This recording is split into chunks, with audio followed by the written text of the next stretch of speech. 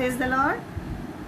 मैं धन्यवाद करती हूँ सबसे पहले अपने परम पिता परमेश्वर, सर्वशक्तिमान पिता परमेश्वर का, और फिर मैं धन्यवाद करती हूँ स्पेस का, और धन्यवाद करती हूँ जीजस इज लाइट पेस का और उनके एडमिन का। सच में जिन्होंने मुझे ये मौका दिया कि आज मैं अपने परमेश्वर के लिए प्रभु का जो वचन है उसको बांट पाऊँ। आइए हम प्रार्थना करेंगे, अपने सरों को झुकाएं और प्रार्थना में जाएंगे।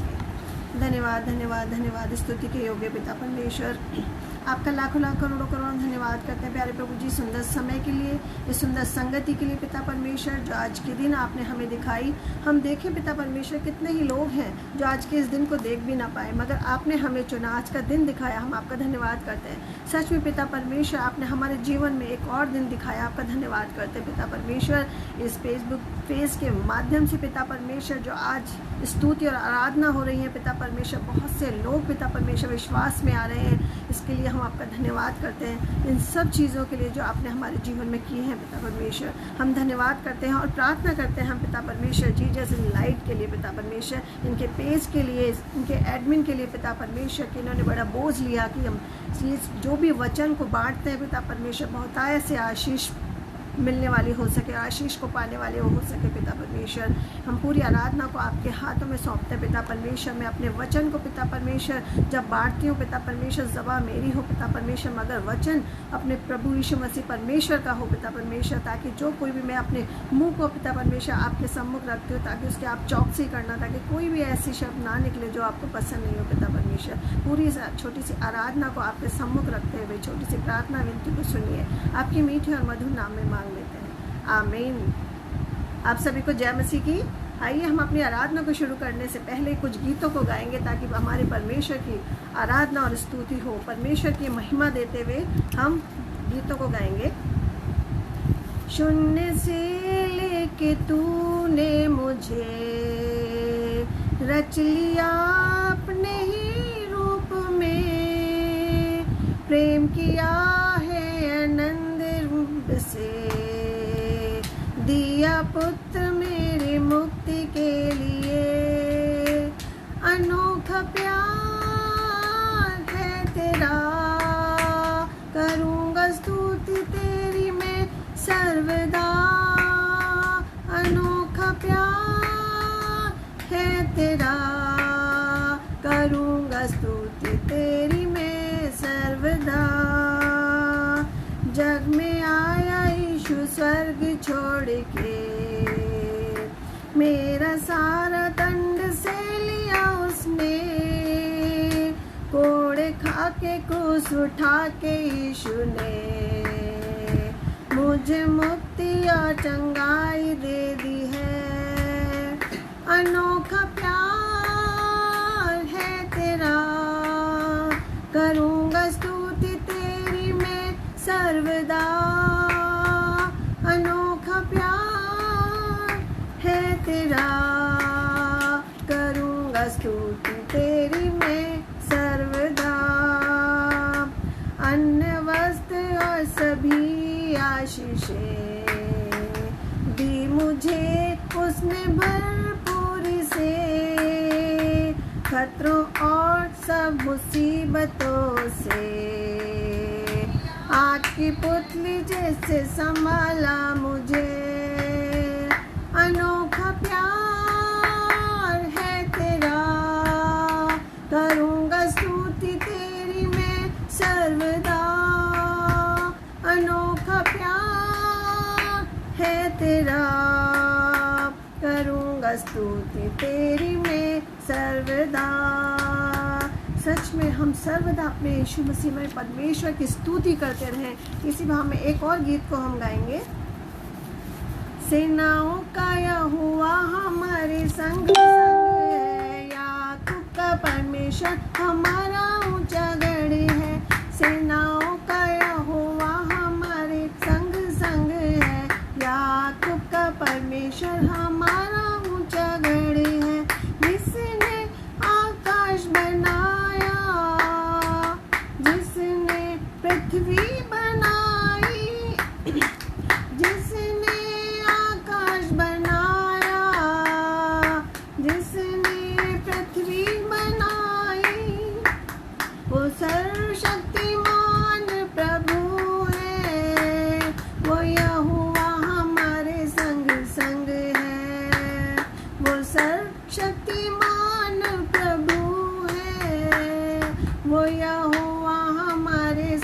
संग है। सेनाओं का यहोवा हमारे संग संग है। याकूब का परमेश्वर हमारा ऊंचा गढ़ है। सेनाओं का यहोवा हमारे संग संग है। याकूब का परमेश्वर हमारा ऊंचा गढ़ है। लाजर को जिसने जिलाया, जक्कई को जिसने बचाया। लाजर को जिसने जिलाया, जक्कई को जिसने बचाया। जो वायदों को करता है पूरा, वो यहोवा हमारे संग संग है। सेनाओं का यहोवा हमारे संग संग है। याकूब का परमेश्वर हमारा ऊंचा गढ़ है। सेनाओं का यहोवा हमारे संग संग है। याकूब का परमेश्वर हमारा ऊंचा गढ़ है। समुद्र को जिसने दो भागा, जंगल से मार को निकाला। समुद्र को जिसने दो भागा, जंगल से मार को निकाला। जिसके लिए सब कुछ संभव, वो यहोवा हमारा निबर है। सेनाओं का यहोवा हमारे संग संग है। याकूब का परमेश्वर हमारा ऊंचा गढ़ है। सेनाओं का यहोवा हमारे संग संग है। याकूब का परमेश्वर हमारा ऊंचा गढ़ है। आप सभी को जय मसीह की। आज का जो मेरा टॉपिक है, जो परमेश्वर ने मेरे मन में डाला, वो है ताड़ना। ये ताड़ना क्या है? परमेश्वर हमारी परीक्षा लेता है, वो हमें परखता है, हम कितने विश्वास में हैं, वो हमारी ताड़ना करता है ताकि हम उसके विश्वास में मजबूत पाए जाएं, वफादार पाए जाएं। जब हम पर ताड़ना आती है, हम परमेश्वर के और नज़दीक आ जाते हैं। क्यों ताड़ना क्यों आती है? जब हमारे बच्चे, हम देखें ताड़ना क्या है, ताड़ना क्यों हमारे ऊपर आती है? जब हमारे बच्चे कोई भी गलती करते हैं तो हम उन्हें डांटते हैं, उन्हें समझाते हैं कि ये गलती ना करो, ये गलत काम है। और ऐसे ही हमारा परमेश्वर, जब हम परमेश्वर से दूर हो जाते हैं और कोई हम गलती करते हैं तो परमेश्वर हमें समझाता है और ताड़ना के रूप में हमें समझाता है। हम देखते हैं कि हमें परमेश्वर ने यहाँ ये परीक्षा हमारी क्यों लेता है ताड़ना के रूप में? इसलिए लेता है क्योंकि हमें परमेश्वर ने इस संसार में इसलिए भेजा है कि हम यहाँ परीक्षा देने आए। हम यहाँ क्यों आए? हम यहाँ स्थायी रूप से नहीं आए हैं मेरे प्रियो। हमें हमारे परमेश्वर ने अस्थायी रूप से हमें इस संसार में भेजा है कि हमारा ये एग्ज़ाम है, हमारी ये परीक्षा है कि हम इस परीक्षा में कैसे नंबर लेके आते हैं। अगर हम इस संसार में रहते हुए हमारी जो परीक्षा है इसमें अच्छे नंबरों से पास होते हैं तो वो हमारा स्वर्गीय पिता परमेश्वर बहुत खुश होता है। अगर हम इस संसार में जो हमें अस्थायी रूप से भेजा है, हम अपनी परीक्षा को यहाँ देने के लिए आए हैं, अगर उसमें हम कम नंबर लेके आते हैं तो भी हमें हताश होने की ज़रूरत नहीं है, हमें और मेहनत करने की ज़रूरत है। अगर हम इस परीक्षा में फेल हो जाते हैं तो हमें ज़रूरत है कि हम निराश ना हो, हारे नहीं और मेहनत करें, और मेहनत करके हम ये सोचें कि हमें भी पास होना है। हम देखते हैं हमारे बच्चे जब एग्ज़ाम चलते हैं, हमारे बच्चे जब एग्ज़ाम में अच्छे नंबरों से पास होते हैं तो हम कितने खुश होते हैं। उनके लिए प्राइज़ लेके आते हैं, उनके लिए इनाम लेके आते हैं, उन्हें किस चीज़ की ज़रूरत है वो ला के देते हैं, बहुत खुश होते हैं। और जब हमारे बच्चे फेल हो जाते हैं और कोई गलत काम करने लग जाते हैं तो हम उनके लिए उनको समझाते हैं, उन्हें डांटते हैं, उन्हें सज़ा भी देते हैं। हम उनको समझाते हैं, डांटते हैं और सज़ा कैसे देते हैं कि हम तब तेरी 2 महीने की हम पॉकेट मनी नहीं देंगे। ऐसे ऐसे हम सजा देते हैं। ऐसे ही हमारा परमेश्वर, जब हम परमेश्वर से दूर हो जाते हैं तो वो हमें ताड़ना देकर हमें समझाता है कि मेरी बेटी, मेरे बेटो, तुम मेरे पास वापस से आ जाओ। तो यही है ताड़ना हमारा, जो हम जब परमेश्वर के कहने के अनुसार चलते हैं और परमेश्वर के उन सब विचारों से जब हम बचते हैं, तो हमारा पिता परमेश्वर हमें जो स्थायी रूप से जो हमारा घर है, जब हम यहाँ से अपने एग्ज़ाम को देकर पास होकर हमें वापस कहाँ जाना है, हमारे स्थायी रूप के घर में, वहाँ परमेश्वर के पास जब हम अच्छे नंबरों से पास होकर जाएंगे, तो जो हमारे पिता स्वर्गीय पिता ने हमारे लिए जो इनाम रखा है, हम उस इनाम को लेंगे। ऐसे ही हमें अपने एग्ज़ाम में हमें पास होना है। हमारा परमेश्वर हमसे यही कहता है, जब हमारे पर ताड़ना दुख तकलीफ़ आते हैं तो हम भरता ऐसे घबरा जाते हैं। हमें घबराने की ज़रूरत नहीं है। हम सब जानते हैं कि जब हमारे पर ताड़ना या दुख या तकलीफ़ ऐसी चीज़ें आती हैं, तो वो हमें परमेश्वर के नज़दीक लेके आती हैं। हमें इधर उधर ताकने की ज़रूरत नहीं है, अपने परमेश्वर के पास आने की ज़रूरत है और उनसे माफ़ी मांगने की ज़रूरत है। हम देखें इब्रानियों उसका 12वां अध्याय और 1 से 11 आयत में हम पढ़ेंगे। इब्रानियों 12 अध्याय और 1 से 11 आयत में लिखा है, इस कारण जबकि गवाहों का ऐसा बादल हमको घेरे हुए है, तो आओ हर एक रोकने वाली वस्तु और उलझाने वाले पाप को दूर करके वह दौड़ जिसमें हमें दौड़ना है, धीरज से दौड़े और पाप और विश्वास के कर्ता और सिद्ध करने वाले यीशु की ओर ताकते रहें, जिसने उस आनंद के लिए जो उसके आगे धरा था, लज्जा की कुछ चिंता ना करके क्रूस का दुख सहा और परमेश्वर के सिंहासन की दाहिनी ओर जा बैठा। इसीलिए उस पर ध्यान करो, जिसने अपने विरोधियों में पापियों का इतना विरोध सह लिया कि तुम निराश होकर साहस ना छोड़ दो। तुमने पाप से लड़ते हुए उससे ऐसी मुठभेड़ नहीं की कि तुम्हारा लहू बहा हो, और तुम उस उपदेश को जो तुमको पुत्रों के समान दिया जाता है भूल गए हो। हे मेरे पुत्र, प्रभु की ताड़ना को हल्की बात ना जान, और वह तुझे घुड़की के समान ना छोड़, क्योंकि प्रभु जिससे प्रेम करता है उसे ताड़ना भी करता है, और जिसे पुत्र बना लेता है उसे कोड़े भी लगाता है। तुम दुख को ताड़ना समझकर सह लो, परंतु परमेश्वर तुम्हें पुत्र जानकर तुम्हारे साथ बर्ताव करता है। वह कौन सा पुत्र है जिसकी ताड़ना पिता नहीं करता? यदि वह ताड़ना जिसके भागी सब होते हैं तुम्हारी नहीं हुई, तो तुम पुत्र नहीं पर व्यभिचार की संतान हो। फिर जब वह हमारे शरीर पिता भी हमारी ताड़ना किया करते थे और हमने उन पर आदर किया, तो क्या आत्माओं के पिता के लिए और भी अधीन न रहे, जिससे हम जीवित रहें? वे तो अपनी अपनी समझ के अनुसार थोड़े दिन के लिए ताड़ना करते थे, पर वह तो लाभ के लिए करता है कि हम भी उसकी पवित्रता के भागी हो जाएं। वर्तमान में हर प्रकार की ताड़ना आनंद की नहीं वरन शौक ही की बात दिखाई पड़ती है, तो अभी जो उसके सहते सहते पक्के हो गए हैं, बाद में उन्हें चैन के साथ धर्म का प्रतिफल मिलेगा। वचन हमें बताता है कि जैसे संसारिक पिता एक अपने पुत्र की ताड़ना करता है, उसे अगर कौन सा ऐसा पिता है जो अपने पुत्र की ताड़ना नहीं करता? अगर हम अपने पुत्र की ताड़ना नहीं करते, तो हम व्यभिचार की संतान है। हमें अपने पुत्र पुत्रियों की ताड़ना करने की ज़रूरत है, क्योंकि इसको समझाने की ज़रूरत है कि क्या सही है क्या गलत है। परमेश्वर के वचनों के बारे में हमें उन्हें बताने की ज़रूरत है कि कैसे तुम्हें वचनों पर चलना है, क्या क्या करना है, क्या नहीं करना है। उसकी आज्ञाओं को बताने की ज़रूरत है, उसकी आत्माओं के फलों के बारे में बताने की ज़रूरत है। अगर हम अपने बच्चों को नहीं बताएंगे तो फिर कौन बताएगा? यही हमारे प्रभु यीशु मसीह कहते हैं कि आप जिस प्रकार तुम अपने बच्चों को, अगर तुमने ताड़ना नहीं की, अगर तुमने अपने बच्चों को नहीं डांटा, तो वो माँ बाप कैसे? ऐसे ही वो हमारे स्वर्गीय पिता है, हमें डांटता है, हमें ताड़ना देता है, ताकि हम उसकी विधियों को जानें, उसकी विधियों पर चलें, उसका कहना माने कि क्या हमारे लिए अच्छा है, क्या हमारे लिए बुरा है। इसीलिए हमें अब ज़रूरत है अपने बच्चों की ताड़ना करने के लिए। हमारा परमेश्वर के पास तो, हमें यीशु मसीह के पास सब कुछ था, मगर उसने भी ताड़ना सही। कैसी ताड़ना सही? हमारे लिए सूली पर चढ़ाया गया, कांटों का मुकुट पहना, कितने दुख तकलीफ़ उसने हमारे लिए सही।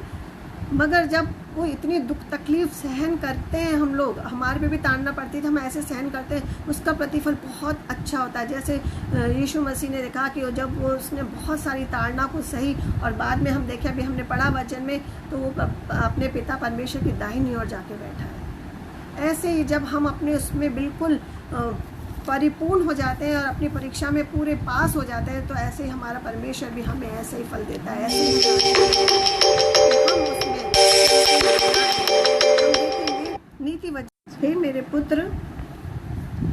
हे मेरे पुत्र, यहोवा की शिक्षा से मुंह न मोड़, और जब वह तुझे डांटे तब तू बुरा न मानना, क्योंकि यहोवा जिससे प्रेम करता है उसे डांटता भी है।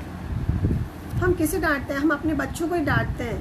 हम किसी आस पड़ोस के या किसी और को हम नहीं डांटते। क्यों? क्योंकि जिससे हम प्यार करते हैं उससे ही हम डांटते हैं। इसीलिए क्योंकि हमारा स्वर्गीय पिता हमसे बहुत प्यार करता है, इसीलिए वो हमें ताड़ना देता है, हमारी परीक्षा लेता है कि हम उसकी परीक्षा में कैसे निकल पाते हैं, क्या हम उस परीक्षा को पास कर पाते हैं, क्या उसमें हम सफल हो पाते हैं। जो परीक्षाएँ हमारी ली जाती हैं, हम देखते हैं अगर हमारे ज़िंदगी में थोड़े से भी दुख तकलीफ आ जाते हैं तो हम बहुत परेशान हो जाते हैं। हम क्या करें सोचने लग जाते हैं। हमें कुछ भी करने की ज़रूरत नहीं है। अपने परमेश्वर के नज़दीक में आए, अपने परमेश्वर से वो अपनी गलतियों की माफ़ी मांग ले, तो हमारा परमेश्वर वो परमेश्वर है, हमें माफ़ करने वाला परमेश्वर है, वो हमारी गलतियों को माफ़ करेगा।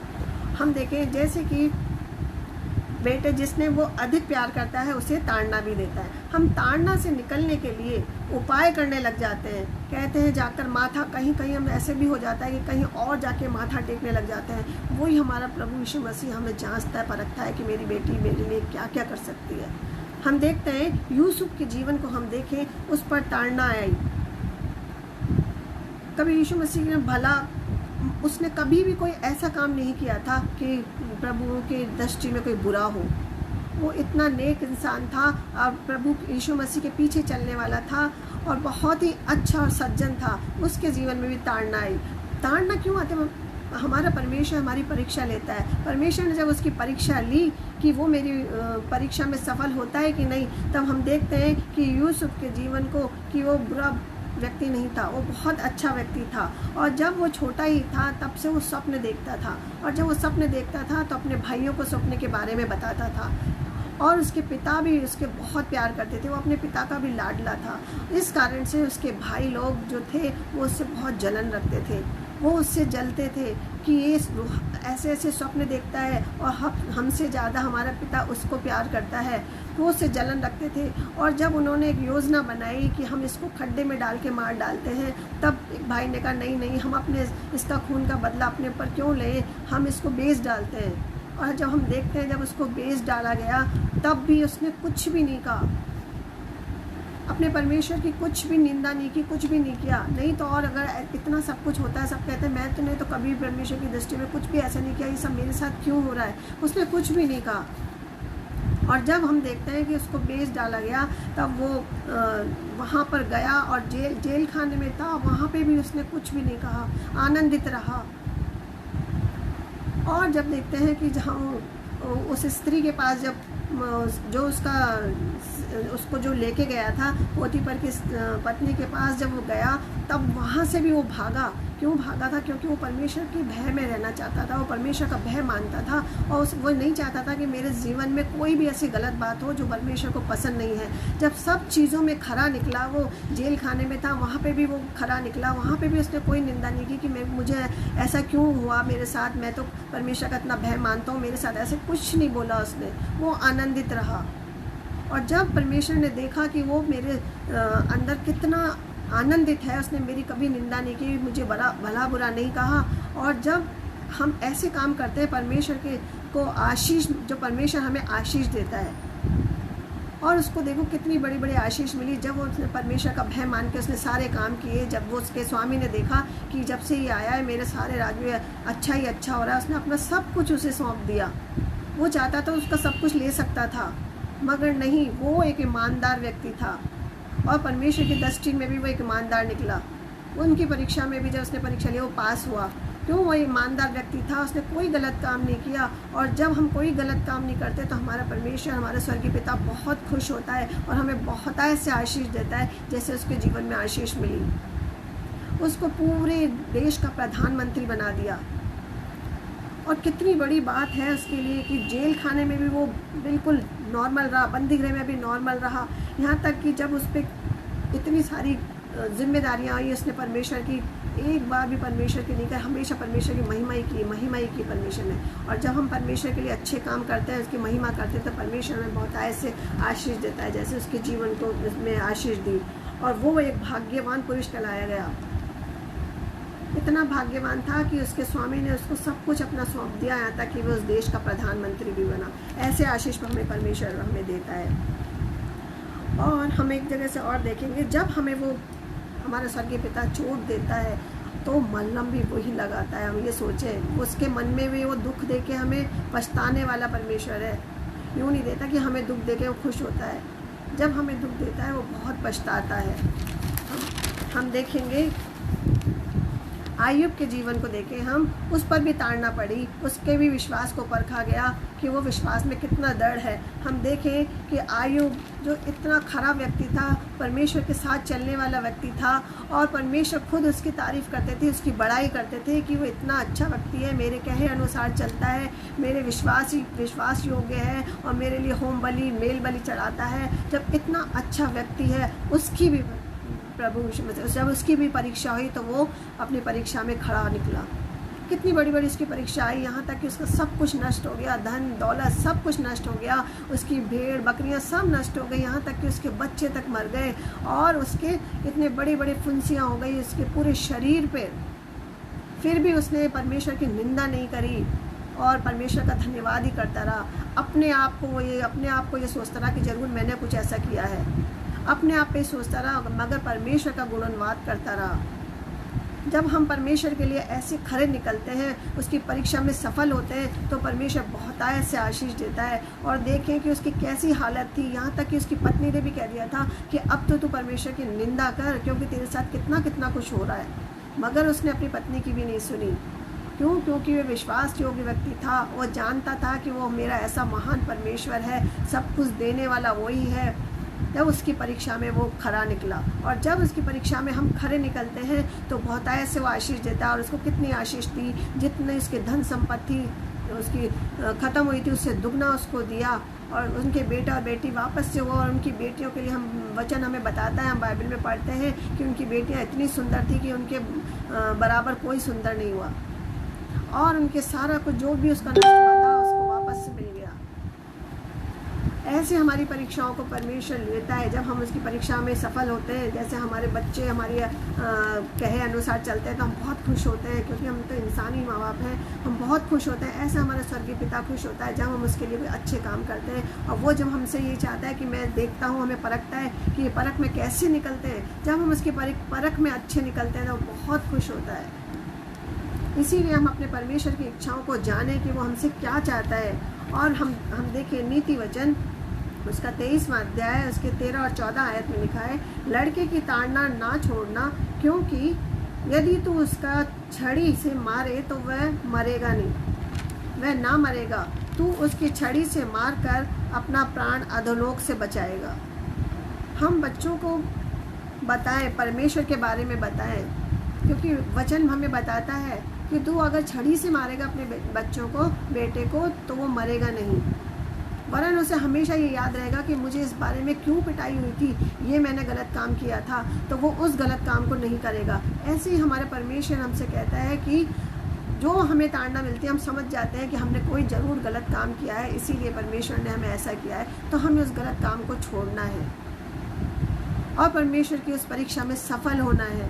कि परमेश्वर की इच्छाओं को हम जानें कि परमेश्वर हमसे क्या चाहते हैं। हम यहोशापात के जीवन को भी देखें, वो भी एक बहुत अच्छा राजा था और अपने परमेश्वर के भय में होकर चलने वाला था, बहुत ईमानदारी से अपने कार्य को करता था। उसके जीवन में भी ऐसे ही परीक्षा आई, और जब उसके जीवन में परीक्षा आई, वो भी कोई छोटी मोटी परीक्षा नहीं थी, इतनी बड़ी परीक्षा थी कि वो घबरा गया और एकदम घबरा के इधर उधर नहीं गया। हमारे जीवन में थोड़ी सी दुख तकलीफ आ जाए, कुछ भी आ जाए, हम बहुत घबरा के ऐसे सोचते हैं हम कहाँ चले जाएं और परमेश्वर को भूल जाते हैं। बाकी सारी बातें हम ये कर लेते हैं, ये भी कर लिया, ये भी कर लिया, और जब हमें बहुत लास्ट में हमें याद आती है जब हम परमेश्वर के पास आते हैं। मगर उसने क्या किया, यहोशापात ने, उसने कुछ नहीं सोचा और फ़ौरन जब उसके पास इतनी बड़ी समस्या आ गई तो एकदम से वो गया और अपने यहोवा के पास गया और उपवास के साथ उसकी प्रार्थना करने लगा और कहने लगा, इतनी बड़ी समस्या है, मेरे से कैसे होगी। हम देखते हैं जब तीन, एक नहीं, दो नहीं, तीन तीन राजाओं ने इसके ऊपर युद्ध कर दिया।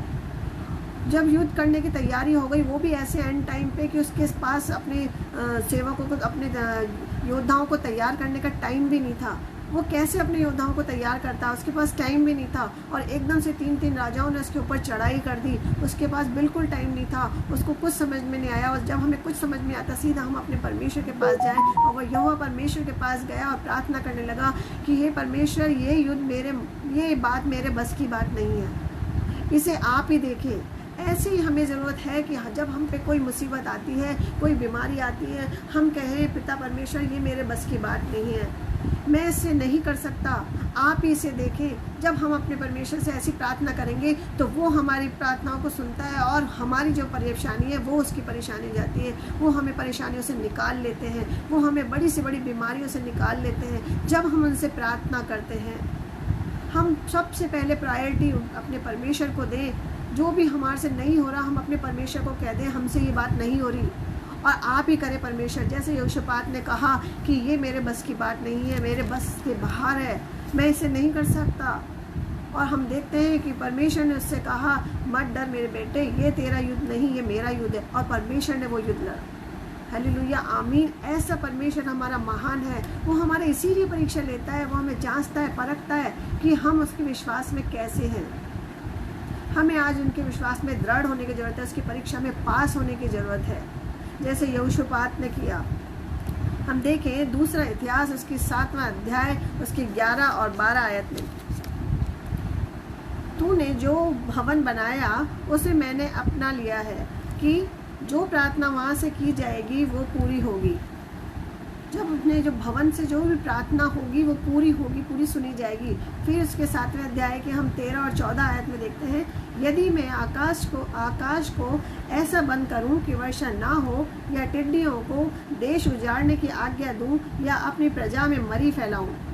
यहाँ पर 3 बातें पहले से ही परमेश्वर ने बता दी थी कि मैं ऐसी ऐसी चीज़ें दे सकता हूँ। ये अभी जो चल रही है क्या है, ये हमारे लिए ताड़ना ही है, ये हमारी परीक्षा है। इस परीक्षा से हमें कैसे निकलना है? जब हमारा परमेश्वर कहता है क्या मैं ऐसी आज्ञा दूँ, अगर वो आकाश को बंद कर देगा कि बारिश नहीं होगी तो हमारे यहाँ सूखा पड़ जाएगा। हम जानते हैं जब सूखा पड़ जाएगा तो कोई अनाज नहीं होगा, और अनाज नहीं होगा तो हम भूखे मर जाएंगे, अकाल पड़ जाएगा। और दूसरी बात बोलते हैं कि मैं टिड्डियों को देश उजाड़ने की आज्ञा दूँ। अब देख रहे हैं कि हमारे यहाँ कितनी बार 2-3 बार टिड्डियों के दल आ रहे हैं। जितनी भविष्यवाणियाँ हुई थी वो सब पूरी हो रही है। अगर टिड्डियों के दल आएंगे और जितना अनाज बचा हुआ है वह सब खा जाएंगी, सब चट कर जाएंगी, और सारे पेड़ पौधे सब खराब कर देंगी, और हमारे यहाँ क्या होगा? अकाल हो जाएगा, हम भूखे मरने लगेंगे। और तीसरी बात में वो बोलते हैं कि मरी फैलाऊं। वो आज हम देख रहे हैं कैसी मरी फैली हुई है। ये बात परमेश्वर ने हमें पहले से ही बता दी थी कि मैं तुम्हारी ऐसी परीक्षा लेने में हूँ, मगर हमें क्या करना है? इस परीक्षा में पास होना है। जो परमेश्वर हमसे कहते हैं, उन्होंने कहा मरी फैलाऊं। अब मैं देख रहे हैं मरी फैल रही है, कितने लोग परेशान हैं, इतने लोग बेरोजगार हो गए हैं, लोगों के पास रहने के लिए घर नहीं है, हॉस्पिटलों में एडमिट है, वेंटिलेटरों पे हैं, इतने दुख तकलीफ में हैं और बहुत ही परेशान है। और माहौल भी देखो ऐसे डरा हुआ माहौल है, हम आपस में एक दूसरे से बात नहीं कर पाते हैं, डरते हैं। पूरे देश में ऐसा माहौल हो रहा है कि कब ये सब चीज़ें नॉर्मल होगी। लेकिन हमारे परमेश्वर ने कहा है, क्योंकि जब वो ताड़ना देता है तो निकालता भी वो ही है। उन्होंने कहा है ये सब मैं तुम्हारे पर कर रहा हूँ, मगर अगर तुम ये करोगे तो मैं इससे तुम्हें बाहर भी निकाल दूंगा। उन्होंने हमें कंडीशन भी दी है कि अगर तुम ये करोगे तो मैं तुम्हें इनसे बाहर निकाल दूंगा और इस मरी को रोक दूंगा। तो हम देखें वो कंडीशन हमें क्या दी है। कंडीशन ये दी है कि तुम दीन होकर प्रार्थना करो और मेरे दर्शन के खोजी होकर अपनी बुरी चाल से फिरो, तो मैं स्वर्ग में से सुनकर उनके पाप को क्षमा करूंगा और उनके देश को ज्यों का त्यों कर दूंगा। आमीन। सच में परमेश्वर जब हमें ताड़ना देता है तो उसे निकालता भी है।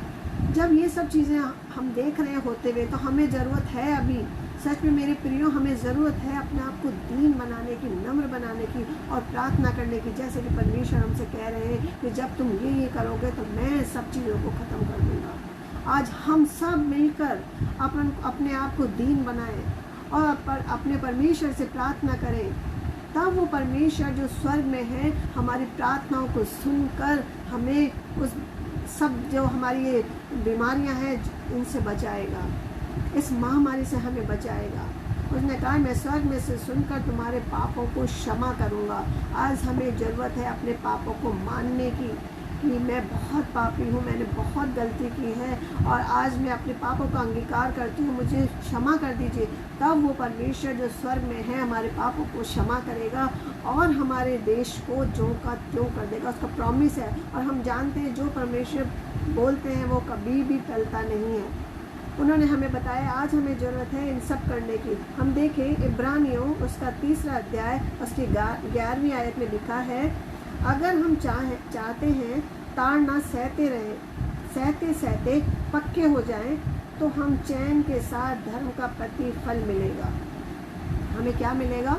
जब हम ताड़ना सहते रहते हैं। कई लोग देखिए एक के बाद एक ऐसे दुख मुसीबत आते हैं तो हम सोचते हैं हमारे पास ऐसे क्यों हो रहा है। जब हम ये सहते सहते पक्के हो जाते हैं, बहुत कुछ सह लेते हैं, तो हमारे जीवन में जब ये सब चीज़ें आती हैं तो हमें दुखी होने की ज़रूरत नहीं है।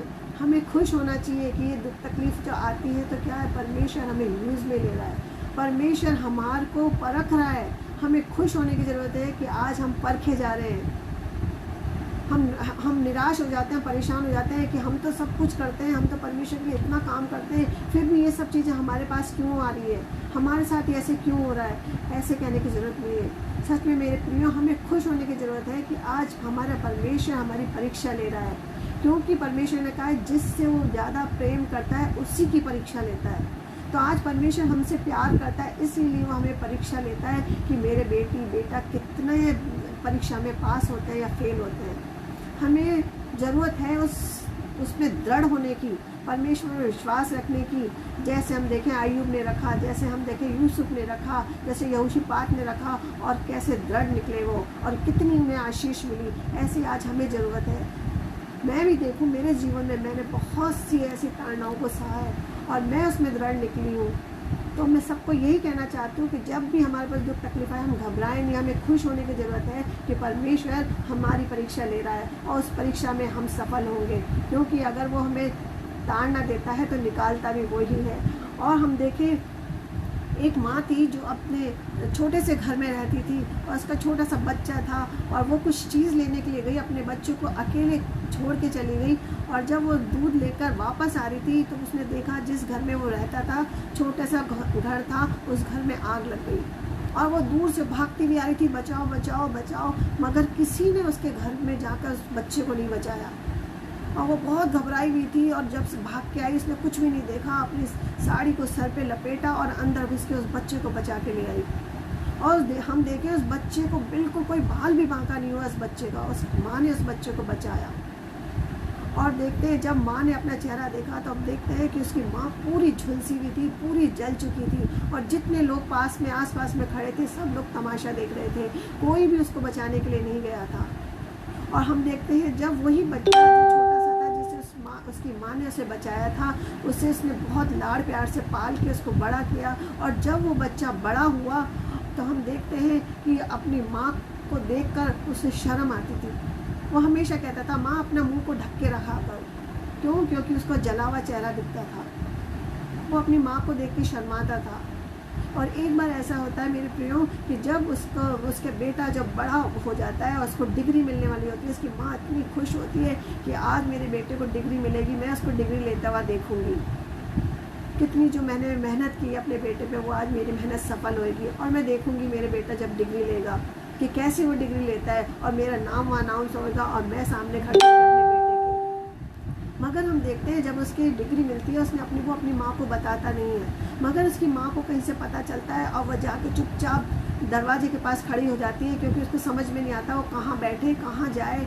और जब उसका बेटा स्टेज पे जाता है डिग्री के लिए और जब उसका अनाउंसमेंट होता है कि आप अपने घर वालों को किसी को बुलाओ, क्योंकि उसके घर वालों में से कोई नहीं था, एक केवल उसकी माँ ही थी।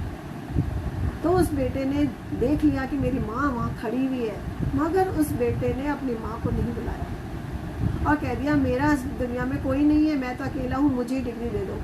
और ये सुनकर उसकी माँ इतना फूट फूट के रोई, जिसने उस बच्चे को कितनी लाड़ प्यार से पाला था, उसके लिए क्या क्या सहा था, इतनी दुख मुसीबत उसने सहन की होगी उसके लिए, पढ़ाने के लिए, बड़ा करने के लिए अकेली ने। उसको इतना दुख हुआ कि आज मेरा बेटा मुझे नहीं पहचानता। और जब वह घर पे आई बहुत फूट फूट कर रोई। उसने सब कुछ उस डायरी में लिखा और हम देखते हैं कि वो रो रो के अपना घर छोड़ के चली गई। और वो अपनी जब डायरी छोड़ के गई, अब उसके बेटे ने सोचा कि अब मैं क्या करूं। आके देखा, अपनी माँ के पास आया और उसकी माँ वहाँ नहीं मिली। और उसने उस डायरी को पढ़ा, तब उसने लिखा था, मेरे बेटे आज तुझे मेरे को देख के शर्म आती है। और उस दिन कोई ऐसा नहीं था जो कि तुझे बचाता, वही तेरी माँ थी कि जिसने तुझे बचाया और तुझे बचा के कि तेरे एक भी दाग ना लगे। और मैं पूरी जल गई। और जब उसने ये सब पढ़ा तो वो इतना फूट फूट के रोया, मगर उस फूट फूट के रोने से क्या फ़ायदा, क्योंकि उसकी माँ तो थी। ऐसा ही हमारा परमेश्वर है, वो हमें कहता है, मेरे बच्चों मैंने तुम्हारे लिए क्या क्या नहीं किया। मैंने तुम्हें पापों से बचाया, तुम्हारे पाप अपने ऊपर ले लिया, अपने इकलौते बेटे को तुम्हारे लिए कुर्बान कर दिया। मैंने अपना इकलौता बेटा तुम्हारे लिए दे दिया और आज तुम मुझे नहीं पहचानते, आज तुम मेरी राह पे नहीं चलते, आज तुम मेरा कहना नहीं मानते। और इतना दुख होता है हमारे स्वर्ग के पिता परमेश्वर को, जब हम उसकी संतान है, उसने हमें बेटा और बेटी करके माना है, अपने बेटे को देके हमें मोल लिया है उसने। और जब हम ऐसे कार्य को करते हैं, अपने पिता को नहीं पहचानते, अपने पिता का कहना नहीं मानते और संसारिकता में बढ़ते जाते हैं, तब उसे देखकर हमें बहुत दुख होता है। वो यही दुखी होता है कि मेरे बच्चे मुझे नहीं पहचानते, जैसे उस माँ को दुख हुआ था कि आज मेरा बेटा मुझे नहीं पहचानता। क्यों? क्योंकि उस बेटे के कारण वो माँ जली थी। और आज ऐसे ही हमारे कारण हमारा परमेश्वर ने अपने इकलौते बेटे को कुर्बान किया। आज उसको कितना दुख होता होगा जब हम उसकी राह पे नहीं चलते, उसकी परीक्षाओं में सफल नहीं होते, जो वो चाहता है कि तुम मेरा कहना मानो, मेरे साथ चलो। और हम जब परमेश्वर के साथ चलते हैं, परमेश्वर में कितने बहुतायत से आशीष देता। वो कहता है, जिस चीज़ के पीछे तुम हम देखते हैं, रोमियो उसका 2 अध्याय उसकी 6 और 7वीं आयत में लिखा है, उसके कामों के अनुसार बदला देगा, जो उसका खोज में रहेगा उसे अनंत जीवन देगा।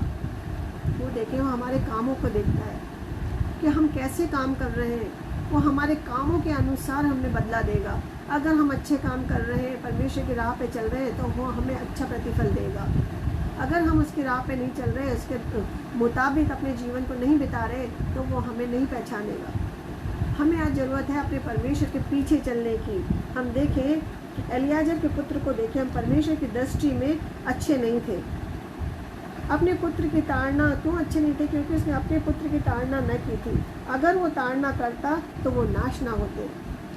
इसीलिए हम कहते हैं, अपने पुत्र की ताड़ना कर, उसे समझा, अच्छी बातें बता, ताकि वो नाश ना हो और परमेश्वर की राह में चले।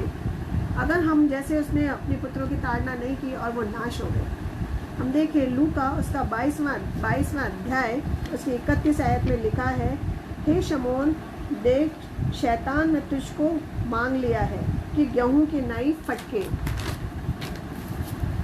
फटकने से गलत चीज़। हम देखें गेहूं की नाई कैसे फटके, जब हम कोई चीज़ फटकते हैं तो गलत चीज़ें अलग हो जाती हैं। जब हम फटकते हैं तो पतरस को जब उसने इनकार किया, हम देखें पतरस ने जब इनकार किया उसे ताड़ना पड़ी, मगर उसमें माफ़ी मांगी और उससे बहुतायत से आशीष मिली। हम भी ऐसे ही बहुत सी गलतियां हमारे जीवन में हो जाती हैं।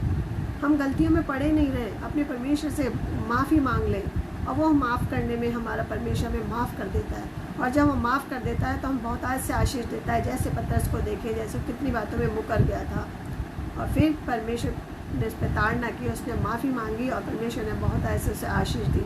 हम देखें रोमियो उसका 2 अध्याय उसकी 6 और 6 आयत में लिखा है, हर एक को अपने काम के अनुसार बदला देगा। जब हम उसकी विधियों को मानते हैं वो हमें आशीष देता है। हमें क्या करना है? उनकी विधियों को मानना है। जब हम उसकी विधियों को मानते हैं बहुतायत से हमें आशीष देता है। हम देखें प्रकाशित वाक्य उसका 3 अध्याय और 19 आयत में लिखा है, जिन जिन से वो प्रेम करता है उन्हें ताड़ना भी देता है। जिससे परमेश्वर प्यार करता है उसे ताड़ना देता है, हर किसी को ताड़ना नहीं देता। जब भी हमें कोई ताड़ना आती है, हम दुख तकलीफ आते हैं, तो हमें खुश होना चाहिए कि परमेश्वर हमसे प्यार करता है, इसीलिए हमें परख रहा है। और हम देखें प्रकाशित वाक्य, परमेश्वर हमें परखता है और हम क्या है परमेश्वर की, हम दाखलत। मैं दाखलता हूँ, तुम डालियाँ हो, जो डाली मुझ में नहीं फलती वो काट डाली जाती है। हमें क्या करना है, परमेश्वर की डालियाँ हैं, हम परमेश्वर की डालियाँ में हमें फलना है, ताकि परमेश्वर हमें काटे नहीं, छांटे और उन्हें बढ़ाए और हम और आगे बढ़ने वाले हो सके, उससे हम लिपटे रहें। इब्रानियों उसका 12वां अध्याय उसके 5वें वचन में हमें बताता है, और तुम उस उपदेश को जो तुमको पुत्रों की नाई दिया जाता है भूल गए हो, कि हे मेरे पुत्र, प्रभु की ताड़ना को हल्की बात में ना जान, और जब वह तुझे घुड़के तो हियाब ना छोड़। और यही कहता है कि हमें परमेश्वर की कोई भी बात को हल्की बात नहीं माननी चाहिए। जब परमेश्वर हमें परखता है तो इसकी परख में हम खरे निकलें। पहला कुरिन्थियों उसके 11वें अध्याय और उसकी 32वें आयत में लिखा है, परंतु प्रभु हमें दंड देकर हमारी ताड़ना करता है, इसीलिए कि हम संसार के साथ दोषी ना ठहरे। वो हमें दोषी ना ठहराने के लिए ताड़ना देता है कि हम संसार के साथ दोषी ना ठहरें, क्योंकि हम संसारिक बातों में लिप्त हो जाते हैं, उसकी गलत बातों में अपने आप को बढ़ाते रहते हैं और परमेश्वर की राह पे नहीं चलते। वो हमें इसीलिए ताड़ना देता है कि हम संसार के साथ दोषी ना ठहरें। नीति वचन उसका 4था अध्याय उसके 5वें आयत में लिखा है, हे मेरे पुत्रों, मेरी शिक्षा सुनो और समझ प्राप्त करने में मन लगाओ। जब हम अपने परमेश्वर की शिक्षाओं को सुनते हैं तो हमें क्या होती है, समझ प्राप्त होती है। हमें समझना है कि क्या गलत है, क्या सही है। हमारे इस दुनिया में कोई नहीं है, केवल और केवल जिंदा पिता परमेश्वर है। वो ही हमें हर चीज़ से बचाने वाला है। और जिस चीज़ के पीछे हम भागते रहते हैं संसारिकता में कि हमें ये भी मिल जाए, ये भी मिल जाए, वो सब कुछ देने वाला हमारा पिता परमेश्वर है। उसने कहा है, पहले मेरे राज्य की खोज कर लो, फिर जो चीज़ तुम्हें चाहिए मैं सब कुछ तुम्हें देने वाला हूँ। ऐसा महान हमारा परमेश्वर है। वो हमसे प्रॉमिस करता है कि वो सब चीज़ें हमें देगा तो देगा। आज हमें उसने किस चीज़ से कमी रख रखी है? हर चीज़ हमारे पास है, हर चीज़ हमें दे रखी है, सब कुछ दे रखा है। आज हम जिंदा की ज़मीन पे पाए जाते हैं। ये भी परमेश्वर ने हमें महाकरुणा का फल है कि आज हम जिंदा हैं। और हम देखें प्रकाशित वाक्य उसका 3रा अध्याय 19वें आयत में लिखा है, मैं जिन जिन से प्रेम करता हूँ, बार बार यही कहता है, उन्हें ताड़ना भी देता हूँ। तो हम उसकी अपने प्रभु यीशु मसीह की ताड़ना को हल्के में ना लें कि हम पर ही ये ताड़ना क्यों आती है, क्योंकि जब ताड़ना आती है हम उसके विश्वास में मजबूत होते जाते हैं और हमें अंत तक उनका ताड़नाओं को सहना है। जब हम पूरी तरह से उसके विश्वास योग्य हो जाते हैं तब वो हमें बहुतायत से आशीष देता है कि ये मेरी बेटा और बेटी है जिन्होंने मेरी सारा कुछ सह लिया और मेरी निंदा नहीं की। क्यों? क्योंकि हमारा परमेश्वर देने वाला परमेश्वर है और हमें बहुतायत से आशीष देता है। आइए हम इस वचनों को यहीं पर विराम देंगे, हम प्रार्थना करेंगे। सर्वशक्तिमान पिता परमेश्वर, हम आपका धन्यवाद करते हैं इस सुंदर समय के लिए जो आपने हमें दिखाया पिता परमेश्वर। सच में पिता परमेश्वर, आज आपने मेरे मन में डाला पिता परमेश्वर की ताड़ना और हमारे जिसको जो कुछ भी हम देखते हैं सुनते हैं आज संसार में हो रहा है पिता परमेश्वर, ये सच्ची बातें जो हो रही हैं आप बताना चाहते हैं कि इन सब से आप हमें बचाना चाहते हैं कि इन सब से हम कैसे बचें। आप हमें बताना चाहते हैं कि हमें दीन बनना है, हमें नम्र बनना है और हमें प्रार्थनाएं करनी है, अपनी गलतियों की माफ़ी मांगनी है, क्योंकि मैं तुम्हें बचाना चाहता हूँ। क्योंकि आप चाहते हैं कि आपका कोई भी बेटा या बेटी नाश ना हो, क्योंकि आप हर एक को प्यार करते हैं और जिसे आप प्यार करते हैं उसे ही ताड़ना देते हैं। आज हम आपके प्यार को समझें। क्यों? क्योंकि एक पिता अपने बच्चों से बहुत प्यार करता है और आज हम उसके प्यार, आपके इस प्यार को समझें। जिस प्रकार पिता परमेश्वर आपने हमें चुना है पिता परमेश्वर अपने वचनों के लिए पिता परमेश्वर, ऐसे बहुत से लोग हैं पिता परमेश्वर, उनको भी पिता परमेश्वर आप मनों को जांचें और उनको भी आप इस्तेमाल में लें पिता परमेश्वर। हम छोटी सी इस प्रार्थना और विनती को आपके मीठे मधुर नाम में मांगते हैं, आमीन। आप सभी को जय मसीह की।